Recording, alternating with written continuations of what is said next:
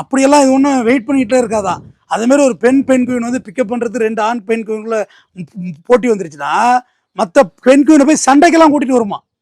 அவன் பாரு அவன் நம்ம லவரை பிக்கப் பண்ண விட மாட்டான், வா அட்டாக் பண்ணலான்னு எல்லாம் வந்து அட்டாக் எல்லாம் பண்ணுமா.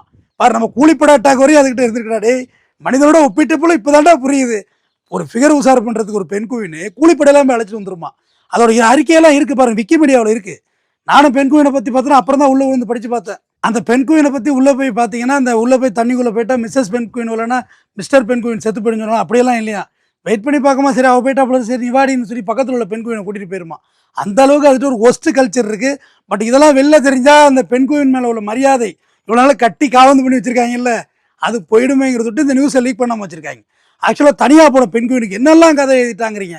அது இந்த கூட்டத்தோட வாழ விரும்பலையா, இந்த இடத்துல உணவு தேடிட்டு திரும்பி போக்குள்ள இந்த இடத்துல தான் எனக்கு வாழ பிடிச்சிருக்கு, நீங்கள் போகிறேன்னா போங்க, நான் உங்களோட வரமாட்டேன்னு அந்த பெண் குயின் சொன்னோம். அது வாயை வச்சு எப்படா சொன்னிச்சு.